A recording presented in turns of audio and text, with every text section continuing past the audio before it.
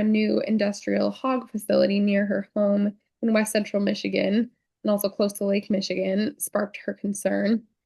And what began as a local fight then evolved into a passionate, ongoing effort to challenge the harms of industrial agriculture.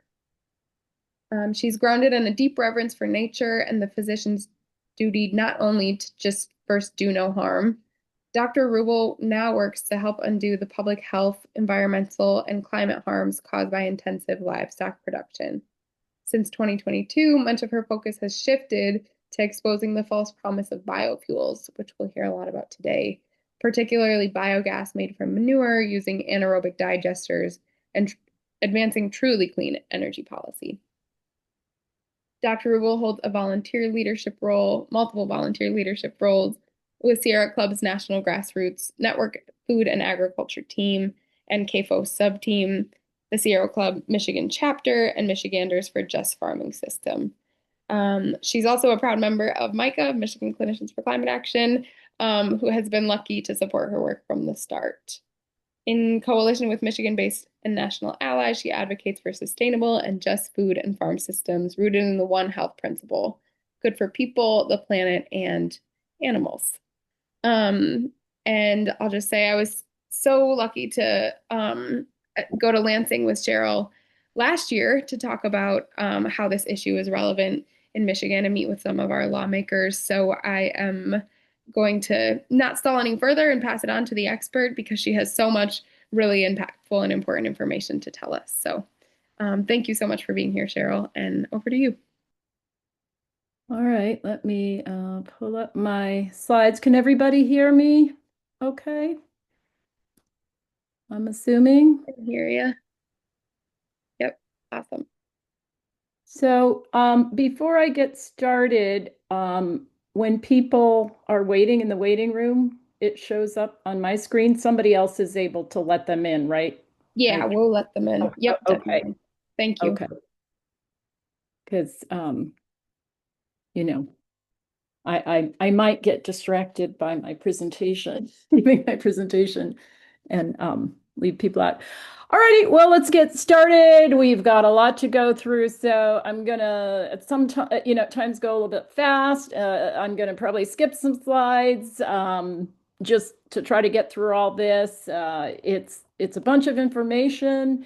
It's complicated. Hopefully, you'll walk away understanding some of what keeps me up at night and causes me a loss of sleep. But it's a passion.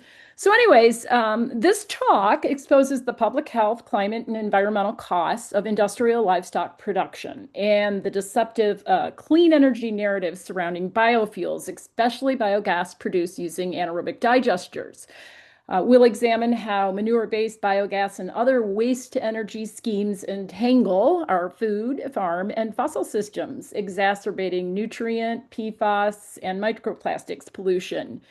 Marketed as win-win solution. Oh, I don't know how that happened. Okay. For the climate, farmers, and rural economies, biofuels are false fixes. Their profitability hinges on taxpayer subsidies and carbon credits and tax credits, benefits that overwhelmingly flow to fossil fuel and biogas corporations. When I say manure, and I'll say it a lot, I mean manure from concentrated animal feeding operations, or CAFOs, also known as factory farms. What is a CAFO exactly, just to get everybody up to speed? It's a subtype of animal feeding operation, or AFO, a facility that confines large numbers of animals and their waste on a relatively small land area. Feed is brought to the animals, they live, eat, and sleep where they urinate and defecate. Vast amounts of manure are collected and stored until applied to farm fields. All right. Let's clear up some other terminology.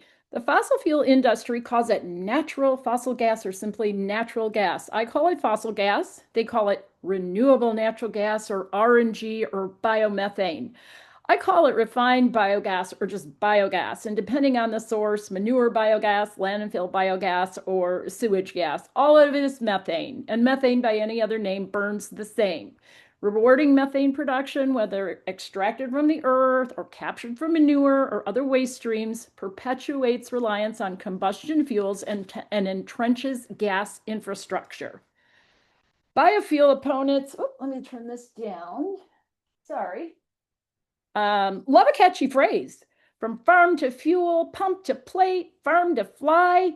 The ag has stretched its mission from feeding the world to now fueling it, spinning a web of greenwash narratives to justify more and bigger CAFOs and more biofuel crops like corn for corn ethanol and oil seeds for renewable diesel renewable diesel instead of growing food for people. If only biofuels reduce greenhouse gases as claimed. Now let's talk about the much maligned cow and agriculture's methane problem. Understanding this is essential to any honest conversation about biogas. Agriculture's contribution to U.S. greenhouse gas emissions is significant. According to the EPA, the ag sector accounts for about 10% of total U.S. greenhouse gas emissions, but that's an underestimate. Some emissions, like those from land use changes, are counted elsewhere and conveniently overlooked in the context, overlooked when calculating the carbon intensity of biofuels. Livestock alone is responsible for about a third of all U.S. methane emissions, and roughly 75% comes from enteric fermentation, mostly cow burps, and the remaining 25% from stored manure. And then there's nitrous oxide, a more potent and longer-lived greenhouse gas than methane. Agriculture is responsible for a whopping 80% of U.S. nitrous oxide emissions, primarily from chemical fertilizers supplied to croplands. Roughly 75% of U.S. cropland is used to grow feed for livestock raised in confinement, the source of 98% of animal products sold in the U.S., and about 10% is used to grow biofuel crops. Roughly 10% is used to grow food for people, but only 2% for fruits and vegetables. Much of the rest ends up in highly processed, sugar-laden products. Methane's extreme short-term warming makes it a critical climate target. You guys all know that, but nitrous oxide must not be ignored. Ramping up biofuels also means more land conversion, sacrificing grasslands and wildlands to grow livestock feed and fuel, further adding to greenhouse gas emissions. You may have heard the saying, it's not the cow, it's the how. Well, I contend it's not only the how, but the cow and the how many. It's the how because livestock methane, the livestock methane problem stems from the massive amounts of stored waste generated by animal feeding operations. Manure stored in giant lagoons, ponds, vats, and pits decomposes under oxygen-free or anaerobic conditions, releasing methane. Cow pies on pasture are not the culprit. They decompose in the presence of oxygen, emitting negligible methane. It's the cow because of cow burps, and it's the how many because of the sheer number of cows raised for meat and dairy in the U.S. The industrial livestock sector acknowledges its methane problem and it claims to have a solution. Capturing methane emitted from stored manure with anaerobic digesters and using it for transportation fuel in natural gas vehicles and electricity and heat generation. The rationale is that capturing methane for fuel is better than emitting it because the carbon dioxide released upon combustion is the lesser of two greenhouse gas evils. This EPA photo is misleading. Notice that the cows are on pasture, not confined. Digesters aren't typically found on pasture-raised and finished beef and dairy farms. Remember, only stored manure releases methane, not cow pies on pasture. Anaerobic digestion is a biochemical process that occurs in an oxygen-free environment. Specialized ancient microorganisms, archaea, I think I'm pronouncing that right, a class all of their own, break down manure and other waste, producing biogas, which is typically 50 to 70% methane, and a waste product known as digestate. We'll talk some more about digestate shortly. While impure biogas can be burned on site for heat or electricity, it must be refined to pipeline quality methane, also known as RNG or biomethane, for commercial use. Refined biogas is considered a drop-in fuel because it can be injected into the commercial gas grid and used as transportation fuel or to supply homes and businesses with gas, heat, and electricity. So this diagram illustrates an on-farm digester using manure as feedstock. There are different kinds of digesters.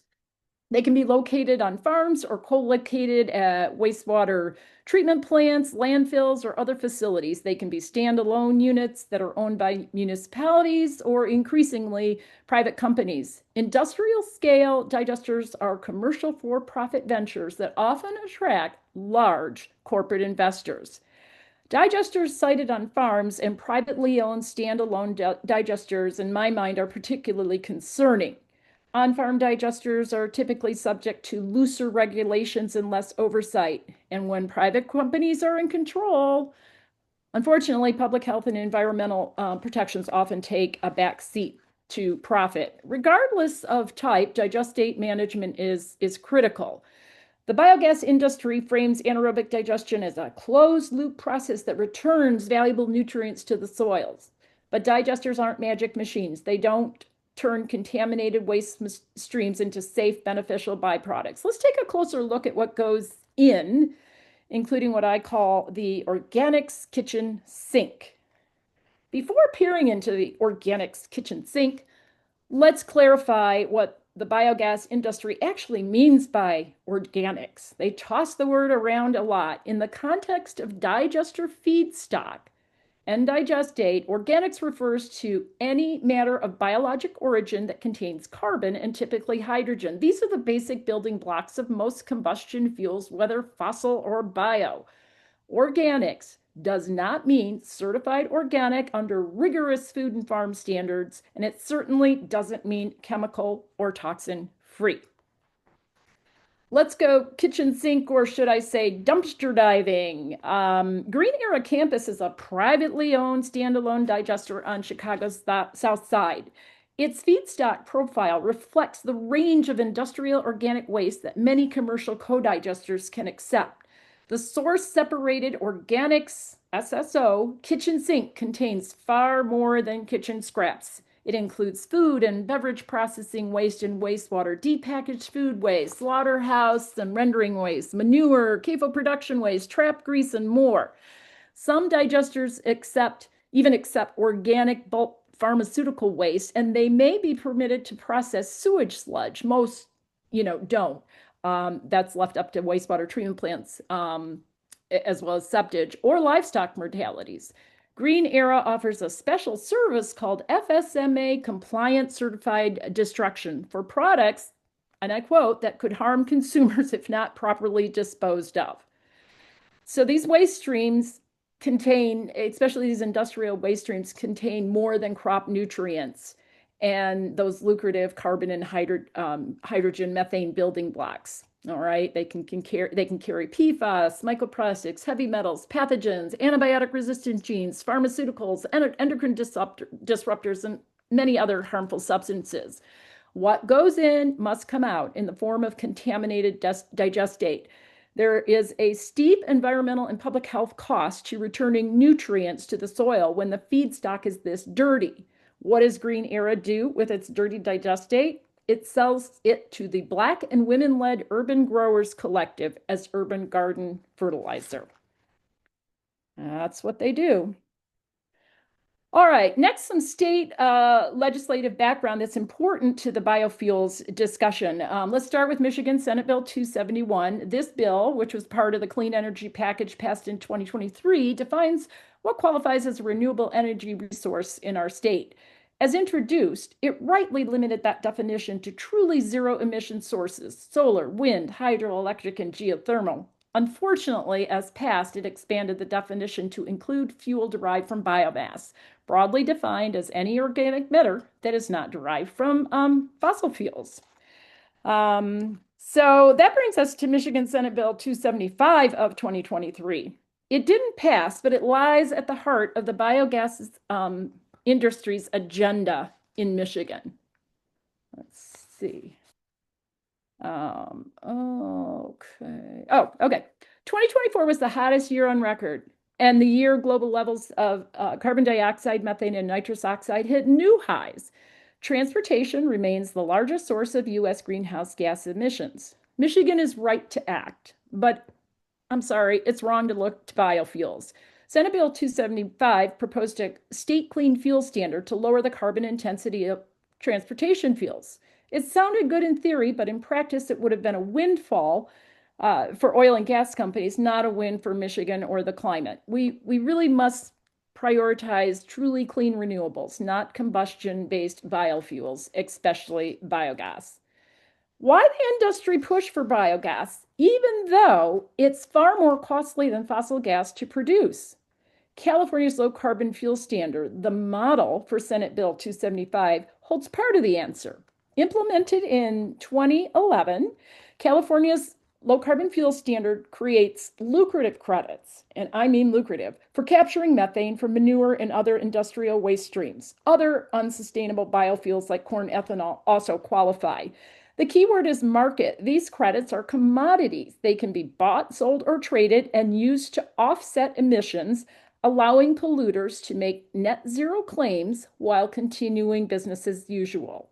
It's cheaper to buy credits than actually invest in reducing emissions. Monetizing manure and waste gets us more manure, more waste, and more methane. Why is biogas chemically identical to fossil gas considered clean? And why are the low carbon fuel standard credits so valuable? Once again, California's low carbon fuel standard provides the answer. Carbon intensity CI scores based on greenhouse gas life cycle assessments determine credit values. The lower the CI score, the better. Dairy biogas CI scores are falsely low, often well below zero, based on avoided methane crediting schemes. Again, not actual reductions in source greenhouse gas emissions by the livestock industry. The graph on the left, which I've blown up here, shows the disparity between the CI scores for dairy biogas, or RNG, and in this example, nearly minus 300, and natural fossil gas about 90. Even electricity can't compete with a CI score of about 16. The diagram on the right shows the greenhouse gas emissions subtracted from the avoided methane credit of about minus 400 to arrive at the final dairy RNG CI score of about 300. The next slide incorporates this diagram. I attended a series of Michigan Public Service Commission stakeholder meetings held in early 2022 regarding a report that explored the potential for biogas development in our state. I questioned the consultant when I realized the accounting framework for manure biogas did not factor in all the greenhouse gas inputs. And here was his answer, and it still shocks me to this day. Those are out of the boundary.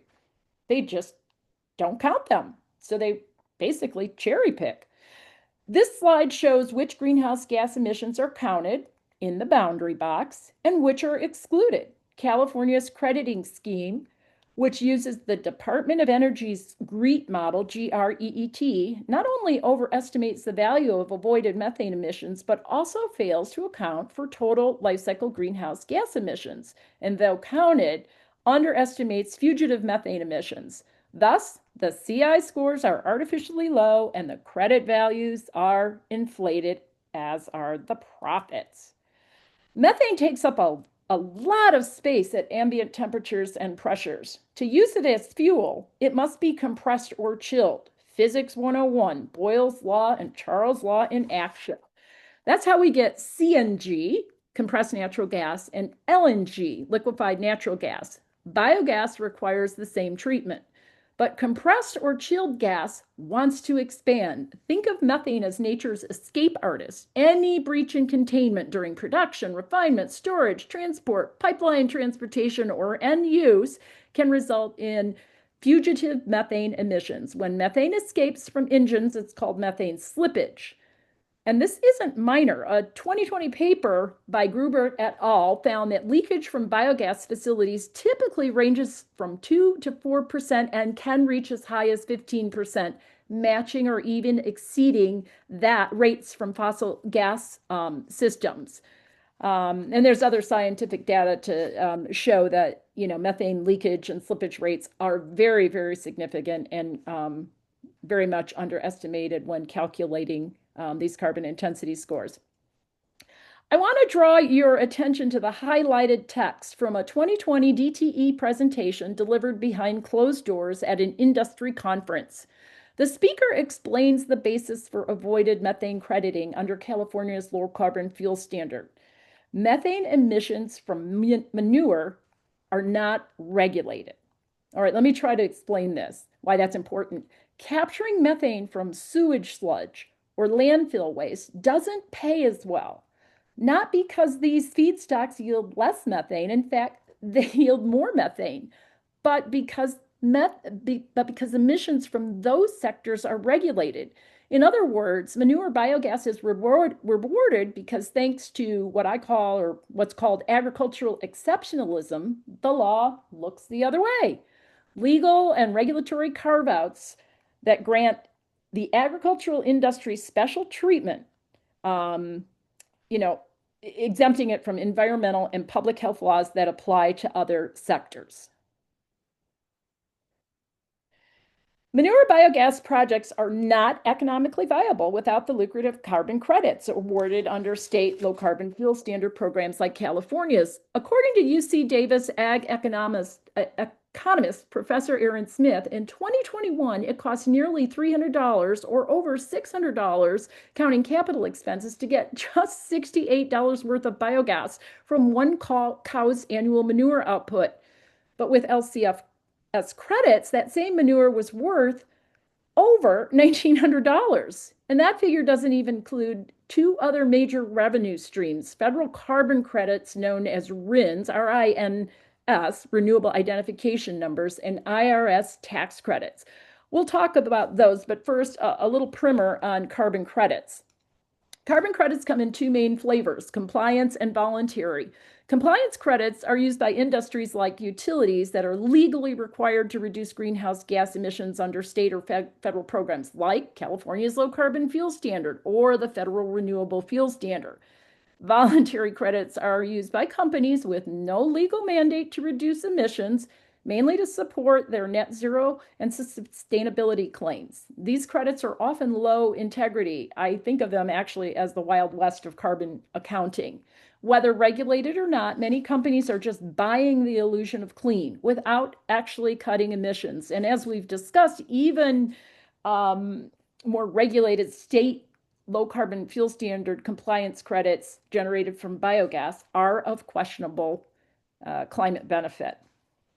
Let's talk a little bit about renewable identification numbers, or RINs. These are carbon credits issued under the federal renewable fuel standard for each gallon of renewable transportation fuel that's produced.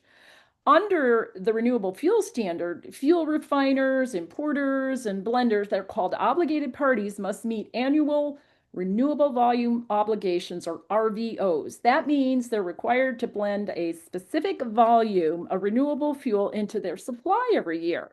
If they blend more than required, they can sell those extra RINs to companies that fall short on the market. Biofuels are assigned D codes based on how they're produced. Manure biogas qualifies for the most valuable top tier D3 RINs. And just wait until you hear the reason why. This was just unbelievable to me. D3 RINs are supposed to support what they call cellulosic biofuels. These are fuels made from plant materials that are rich in cellulose and lignin, plant fibers. So why does dairy biogas qualify as a D3 fuel? Because a cow's natural diet is cellulosic. But CAFO cows are typically fed an unnatural, non-cellulosic diet. Even if they were to eat forage, the plant fibers are digested. No matter the diet, cow manure lacks in cellulose and lignin. It is not a cellulosic feedstock. And it gets worse. Biogas from swine and poultry waste also qualifies for D3 RINs, even though those animals don't even naturally eat a cellulosic diet. So this is a, regulatory loophole. Let's see, we'll go on. The federal government began rewarding biogas in 2008 when digesters and gas upgrade when digesters and gas upgrading equipment became eligible for investment tax credits under IRS Section 48. The IRA of 2022 significantly expanded and boosted those credits. But as of January 1st, 2025, Section 48E credits take over. The 48 credits expired. It no longer covers digesters or upgrading, only electricity generation equipment. The capital cost incentive now applies solely to the power conversion step.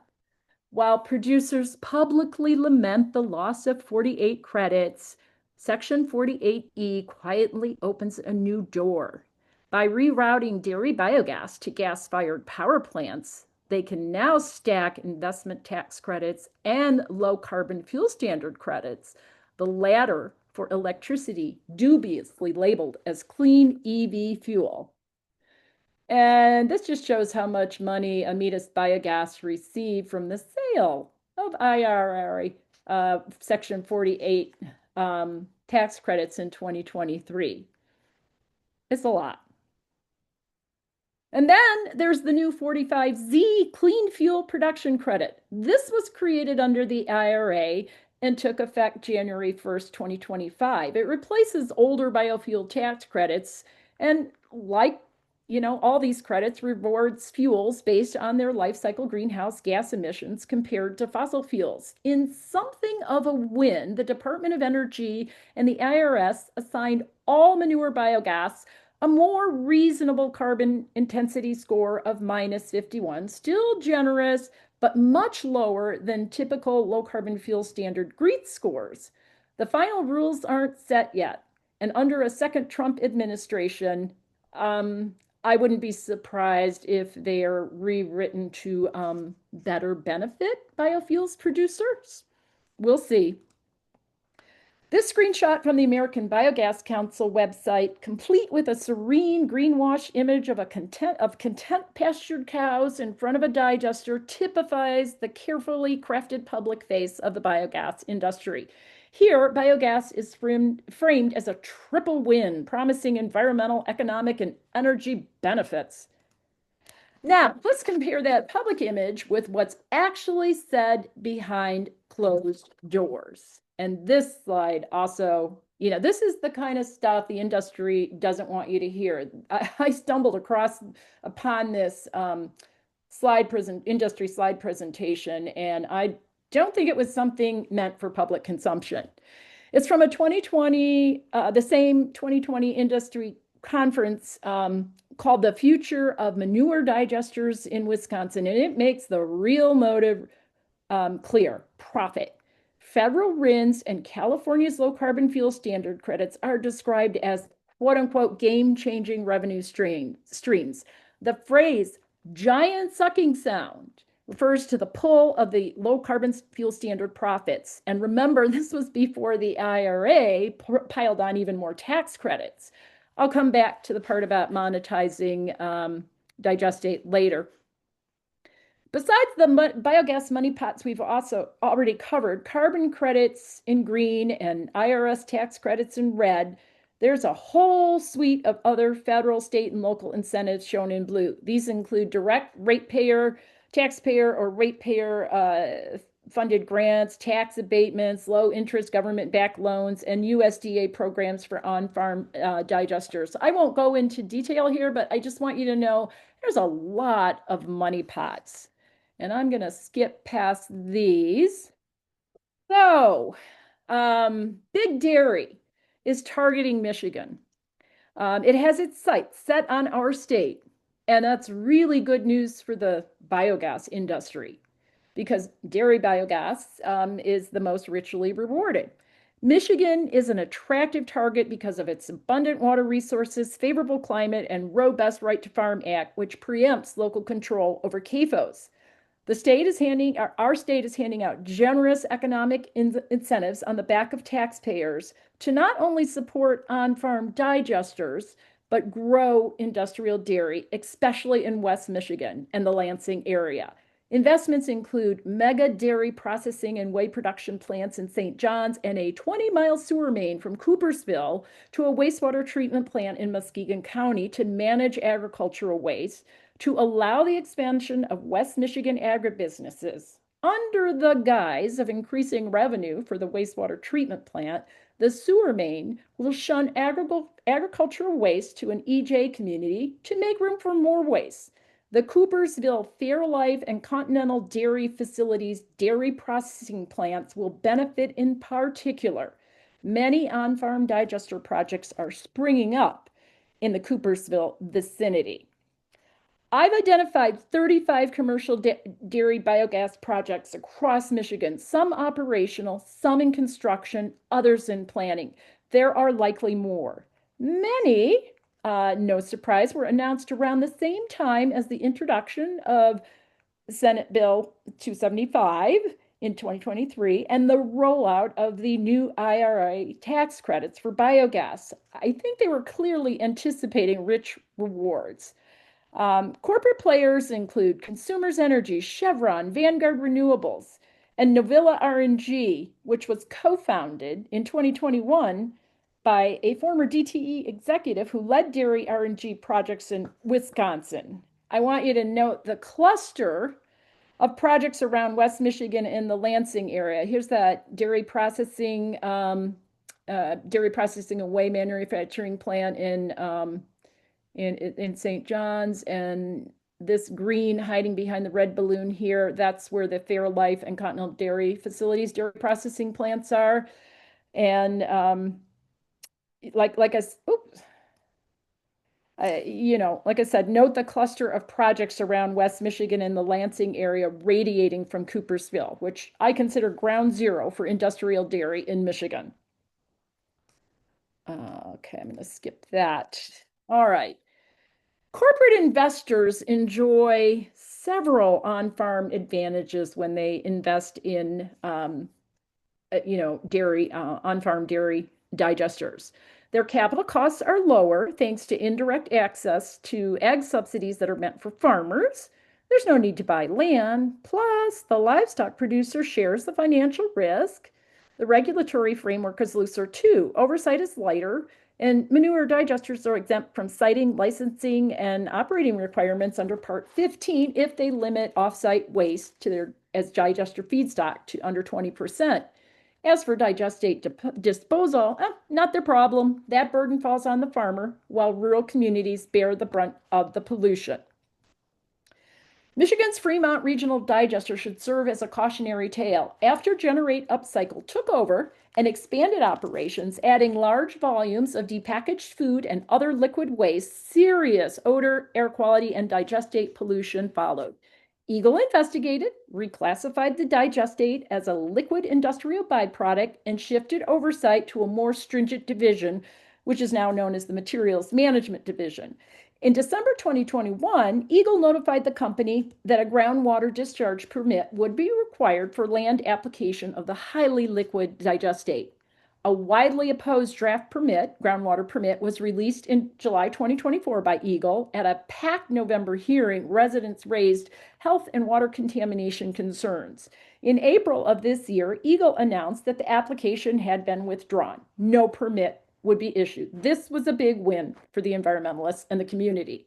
Yet, despite the risks and public outcry, some lawmakers want to deregulate digesters and digestate. In December 2023, Representative Joey Andrews and others urged Eagle to ease up on the Fremont Regional Digester. In 2024, Andrews and Rep. Graham Filler introduced regulatory bills that failed. In March of 2025, Andrews and Rep. Jerry Nyer reintroduced them as House Bills 4265 and 4257. Action is pending following two recent hearings. Let's connect some dots. The demand for energy-hungry data centers is threatening national and state clean energy goals. In some states, it's even kept coal plants alive. AI knows it has a power problem, and it's eyeing biogas as a green backup. Meanwhile, the biogas industry knows it has a digestate problem, hence the push to deregulate and rebrand it. In 2024, Rep. Andrews helped pass state tax credits for data centers without real environmental guardrails. That same year, he appeared in a biogas industry panel titled Low Carbon Leaders, Legislative Opportunities and Regulatory Changes to Clean Fuels Program. We've already established that a Michigan clean fuel standard would reward dairy biogas. Rep. Andrews, by the way, introduced the House companion to the Senate bill. He is also a leading voice, as I just discussed, for digester and digestate deregulation. At the May 15th House Ag Committee, and I was there in person, so I can verify he said this, he declared Michigan could be #1 in digesters in the nation. He is a common denominator pushing data centers, biogas, a state clean fuel standard, and deregulation. Let's connect some more dots. DTE Gas appears to have its sights set on the UP. The utility is heavily invested in Wisconsin dairy biogas with 8 digesters and a refinery. These blue lines here, they mark DTE's pipeline network, which runs into Delta County, where they plan to expand. 2 reciprocating internal combustion engine or RICE gas plants right here replaced coal plants in the UP before Michigan passed its 2023 Clean Energy Standard, which requires utilities to move off fossil fuels by 2040. Dismayingly, and I know you guys, my sponsoring organization, because you just sent out an email about this, lawmakers recently passed bills exempting those UP plants. Now, to claim low carbon fuel standard credits, DTE must send the biogas to, at least in theory, to California via interstate pipelines. It only counts if it's used there. But with a Michigan clean fuel standard, they could easily reroute it to a much shorter distance to the UP. And those controversial rice plants, oh, just blend in a little dairy biogas and call it clean. Manure in, digestate out, waste in, waste byproduct out. Like CAFO manure, digestate requires storage until conditions are right for land application, despite what the biogas industry and Rep. Andrews claim. Digestate must be regulated strictly, like CAFO manure or any industrial waste stream. Ton for ton, food, industrial, and municipal green waste up here yield far more methane than manure. So if you're a company looking to maximize biogas profits, the strategy is pretty clear. Invest in co-digesters that combine the most valuable feedstock, dairy manure, with the highest yielding waste streams. Let's see. Despite the claims, let's talk about manure-based digestate first. Okay, and this would apply to waste-based, other waste-based digestate as well. This applies to all digestate. Despite the claims, digestate isn't safer than raw manure. It doesn't eliminate pathogens or odors, and it may worsen nutrient pollution. And I think this is really important. The nitrogen and phosphorus in digestate are more water soluble, making them more likely to run off into surface waters or leach into groundwater. This increases the risk of harmful algal blooms, fish kills, and toxic nitrite levels in private drinking water wells. Digestate can also increase ammonia emissions, a major but often overlooked source of nitrogen pollution, and potentially nitrous oxide emissions. Let's see. Okay. And then, let's move on to co-digesters, on-farm manure co-digesters. These introduce many more additional concerns. The addition of massive amounts of outside waste. The co-digester feedstock ratio of manure to outside waste is typically 1:4 or 1:5, which translates into tons more digestate, and that's tons more waste that must be disposed of. And as we've discussed, more waste equals, especially industrial waste, equals more potential pollutants besides nitrogen and phosphorus. All right. Like microplastics, nanoplastics, plasticizers, PFAS, heavy metals, pharmaceuticals, and other stuff. Microplastics are of particular concern with depackaged industrial food waste. A University of Vermont literature review identified microplastic contamination as a near ubiquitous challenge. And in 2022, the state placed Vermont on new packaging, depackaging facility certifications. So let's talk about microplastics and nanoplastics a little bit more. This is a serious, in my mind, emerging and growing threat to human health.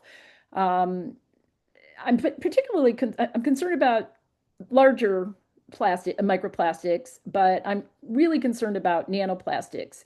And these are microscopic and they're more biologically invasive.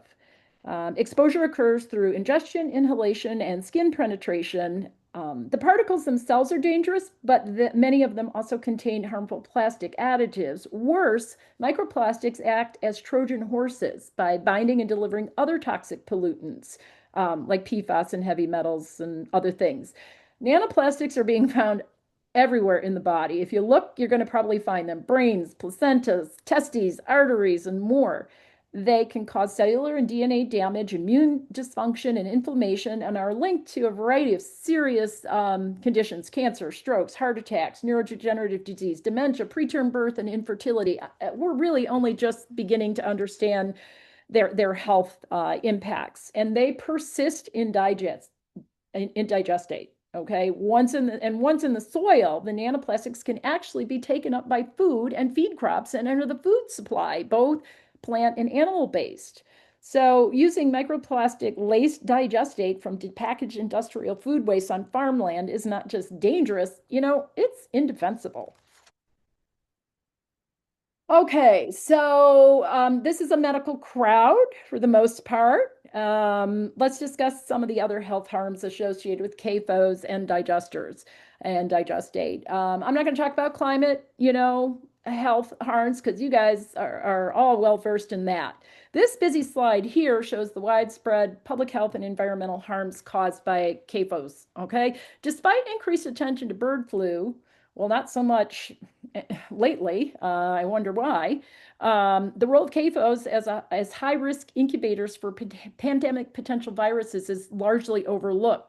Bird flu has already spilled over into mammals, including dairy cows, an alarming first, and to a limited extent, humans. Human cases in the US remain rare and mild, with no confirmed human to human transmissions yet. The next pandemic is a matter of when, not if, may not arise in a distant wet market, but right here in a US CAFO. And highly pathogenic avian influenza A, H5N1, or bird flu is a prime contender. The crowded, unnatural, and stressful conditions in CAFOs create the perfect storm for the virus to evolve into a pandemic-capable virus, especially if it gains a foothold in pigs, considered mixing vessels for influenza A viruses. Let's talk about antibiotic pollution. The FDA banned the use of medically important antimicrobials for use in human medicine to promote livestock growth in 2016. Sales dropped, but then ticked back up under the pretext of disease prevention. As of 2023, 56% of antimicrobials sold in the US are used in food producing animals, most of which are raised in CAFOs. That's a lot of antibiotics in food producing animals. CAFO manure and outputs from wastewater treatment plants are major reservoirs of antimicrobial resistant genes, or ARGs. These bacteria and antibiotic residue laden waste streams select for resistant bacteria and facilitates the transfer of these ARGs to previously susceptible strains, spreading biosolids, manure, or digestate derived from manure and sewage sludge spreads antimicrobial resistance. Anaerobic digestion is not an antibiotic pollution solution. It can actually increase specific ARGs, worsening the problem. I used to think that there was a limited role for capturing methane from landfill waste and sewage sludge, but not anymore. This peer-reviewed study compared two wastewater treatment plants. Wastewater treatment plant 1 digested sewage sludge, and the second one digested sewage sludge plus imported landfill leachate. Both streams contained PFAS at the outset, as expected. The leachate supplemented sludge contains more, and that's no surprise. Landfill leachate is a toxic stew of PFAS and other industrial byproducts, the chemical afterbirth of everything we discard. Not only does anaerobic digestion fail to mitigate PFAS, it breaks down larger compounds into smaller forms that are more mobile in water. Does this sound familiar? Nitrogen and phosphorus, more mobile in water, and therefore more likely to leach into groundwater after land application. Worse still, PFAS is concentrated in the dewatered digestate, also known as biosolids. We must learn from past mistakes, not repeat them. Ask Adam Nordell and Johanna Davis, whose organic farm in Unity, Maine was destroyed by PFAS contaminated municipal sludge, euphemistically labeled biosolids, and spread as fertilizer before they purchased the land. Their livelihoods and their family's health, including a young son, were put at risk. The farm is now a research site. Ask Jason Grostick, whose cattle farm in Brighton, Michigan, was similarly devastated. Ask the growing number of U.S. farmers whose land has been poisoned by PFAS-laced biosolids. Digestate, especially from manure co-digesters and non-farm digesters processing microplastics and PFAS-contaminated industrial waste, is next in line to become yet another so-called beneficial use waste stream that proves toxic to human health. So, how does the industry deal with these risks? Here we go.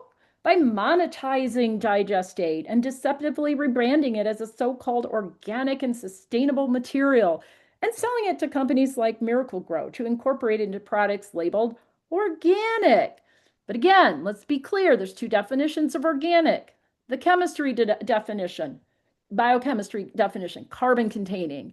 The certification definition, safe for human health and the environment. Digestate meets the first definition, but not the second. Organic on the label does not mean safe, pure, or free from harmful contaminants. I'm going to skip that one. On-farm digesters do not deliver the promised greenhouse gas emissions reductions and adversely affect all Michiganders, rural, urban, environmental justice, and downstream communities. Most rural dwellers do not welcome these monstrous industrial-scale methane RNG production plants, rejecting the proclaimed societal and economic benefits. Rural communities are left with the waste. Urban EJ communities are left with business as usual, dirty industrial emissions. Offsetting greenhouse gases with carbon credits on paper doesn't reduce, the toxic air pollutants that harm fence-line communities. And here is another slide from that same conference. Again, certainly not intended for public consumption. And this was an industry presentation by a former senior executive who oversaw DTE's dairy RNG operations in Wisconsin and now runs his own RNG company. It's telling, and I quote, making a company or university carbon neutral requires signing a contract, i.e., purchasing credits from DTE, not millions of dollars in infrastructure upgrades, i.e., footing the cost for actual emissions reductions. Lastly, everywhere is downstream of somewhere. Nutrient pollution affects all communities. Okay. Let's see. So, the biogas industry claims to be part of the green energy revolution solution. The truth is, as I hope I've convinced you, they're a part of the problem. When it comes to state low carbon fuel standards, the source of electricity matters. Not all electricity is created equal. So let's talk about the electrification piece. Electrifying transportation is essential for states trying to meet clean energy targets. And it's not just about emissions, it's about efficiency. Electric motors are significantly more efficient than internal combustion engines. The average EV gets 93 miles per gallon equivalent compared to just 57 for the most fuel-efficient gas-powered car. Burning methane, whether from fossil gas or so-called renewable natural gas, does produce fewer smokestack emissions than coal or petroleum fuels. But when you account for the total life cycle emissions, especially from dairy biogas, and the serious harms to air, water, and public health, it's clear this is not a clean solution. And that brings me to what I call electrification. The dangerous misconception that electricity generated from the combustion of biogas is green or clean. state low carbon fuel standards that reward biogas generated electricity by classifying electricity used as EV fuel, as clean transportation fuel, are paving the way for the expansion of unsustainable biofuel production. Let's see. California's low carbon fuel standard, which is often touted as a model policy, the electrification piece is being quietly co-opted by the very industry that we need to be moving away from. Clean electricity used as transportation fuels, as I said, for EVs earns credits. The low carbon fuel standard mandates that the revenue from those credits be used to support EV infrastructure and adoption, including equity provisions. This all sounds great as outlined in this slide. In the case of investor-owned and municipal utilities, 100% of the revenue must be reinvested into communities. This sounds really good at first glance, doesn't it? Problem is, California's low carbon fuel standard prioritizes biofuels over electrification. 80% of the credits flow to combustion, or 80% of the credit value, I should say, flows toward combustion-based biofuels, biogas and renewable diesel, instead of true electrification, which is, electrification from, wind and solar. True clean electrification, I should say. California now has an RNG glut. Natural gas, the market for RNG as a transportation fuel is limited. Most cars aren't natural gas vehicles, fleet vehicles and, heavy duty trucks. So, the solution is to increase demand by expanding the biogas market. Just rebrand biogas generated electricity as clean transportation fuels for EVs. I'm not going to take the time to go into the rest of this, but I just want to say that these clean electricity credits, who purchases them? Oil and gas companies and other major polluters. The low carbon fuel standards lets polluters buy their way out, which again is cheaper than actually reducing emissions. We've focused on waste-derived biogas, but crop-based biofuels deserve scrutiny too. They rely on already heavily subsidized commodity crops like corn, soy, and canola. They cause multiple harms: synthetic inputs, soil degradation, biodiversity loss, indirect land use changes, and direct competition for farmland that should grow food, not fuel, driving up land prices and threatening food security. Yet, despite these impacts and their questionable climate benefit, crop-based biofuels are still rewarded with carbon credits and tax breaks. And then there's carbon capture, which earns additional credits. It's easier and cheaper to capture carbon dioxide from corn ethanol plants than other industries because the stream is highly concentrated and relatively pure. Most of captured carbon is used for enhanced oil recovery, injecting it into oil fields to boost extraction. So in the end, corn ethanol helps prop up the oil and gas industry. Biofuels are not just making fossil fuel companies rich. It's also about keeping them relevant. Besides the lucrative carbon and IRS tax credits and the massive public subsidies, they are a lifeline for oil and gas companies. Here's why. They're not standalone solutions. Most are blended with fossil fuels in small to modest proportions. For example, less than 1% of so-called RNG is injected into the gas grid for use in transportation or electricity. Yet, despite this heavy reliance on fossil fuels and contested carbon intensity scoring methods, these fuels are still marketed as clean alternatives. Take this example from a DTE industry slide. Blending 1 part dairy RNG with 3 parts fossil gas is labeled carbon neutral. Never mind that outside of the CNG compressed natural gas fleet vehicles, blending rates are typically less than 1 to 5%. So does 3 plus 1 really equal 0, as in net zero emissions? DTE better check its math. All right.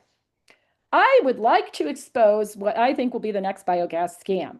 Energy recovery, which is code for biogas, sits low on EPA's waste management hierarchy, but the biogas industry is jockeying for a higher position, lobbying hard to reclassify anaerobic digestion as a form of recycling because it returns those nutrients to the soil.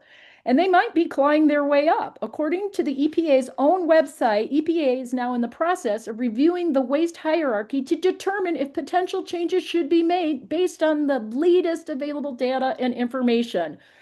You can guess as well as I where they're getting their data and information from. And meanwhile, in Michigan, under a 2022 amendment to Part 115 of the Natural Resources and Environmental Protection Act governing solid waste management, the word waste has been replaced with materials. We have materials management facilities instead of solid waste management facilities. And counties must replace solid waste management plans with materials management plans, or MMPs. In theory, the goal of MMPs is to keep solid waste out of landfills. While reducing landfill waste is essential to tackling dual waste and climate crises, the new law feeds right into the hand of biogas interests by prioritizing anaerobic digestion as a sustainable waste management strategy. The problem is changing the words doesn't change the potentially harmful nature of the waste. Prioritizing and incentivizing waste to biogas risks the conversion of compost to digester feedstock. Composting is better for the environment. It generates little methane because the waste breaks down under aerobic conditions in the presence of oxygen. Land applied solid compost is less likely to run off or leach than liquid digestate. But compost doesn't pay nearly as well as biogas. Okay, I'm just trying to. Okay, I can't seem to change my. What's happening? Oh, there we go. Okay, so I want to end with a real world story that exemplifies the difference between what the biogas industry says and what it does. MSU's, Michigan State University's, and thank you, Tom Proger. I know you're here, but thank you for this story because it's just so perfect. MSU's once celebrated food waste reduction initiative, Clean Plates at Slate, quietly disappeared after the university's campus digester shifted from research to commercial status under Part 115. That change allowed the facility to accept not only campus dining hall food waste, but outside food processing waste. Then came another shift. In 2024, MSU announced a partnership with Inertia, a biogas company, and Consumers Energy to increase digester capacity to handle more manure and more industrial food waste, no longer to power and heat campus buildings, but to produce pipeline quality RNG. It isn't about sustainability. It's about adding more dairy cows to produce more manure. It's about scrapping a successful food waste reduction program to generate more feedstock. Why bother with source reduction when you can profit off the waste? Better yet, add more cows, create more waste, and get even richer. Biogas has been very, very good to Energia, just one of its facilities. Rhode Island Bioenergy in Johnston, I think, New Jersey, netted nearly 16 million in IRA tax investment credits in January 2024, and that doesn't even include the carbon credits. Biogas, on the other hand, hasn't been so good to the neighbors. They call it waste to energy. I call it waste to wealth. Profit, not sustainability, drives commercial biogas. Biogas, as I've said, is more costly to produce than fossil gas. So where's the profit? The answer, you should know this by now because I've said it multiple times. Lucrative carbon and tax credits, generous taxpayer-funded subsidies, and a suite of other economic incentives. They say it's about helping farmers and revitalizing rural communities. In reality, it's about strategic siting, using farms as cover, exploiting regulatory loopholes, and offloading the burden of digestate disposal onto farmers. So, after so much depressing information, let's actually close on an optimistic and hopeful note. Communities like Fremont and Freedom Township in Michigan are wising up to the biogas game. They're rising in opposition and they're winning, not just in Michigan, but across the country. Rural communities do not want these digesters or the digestate, and for good reason. So I will stop there.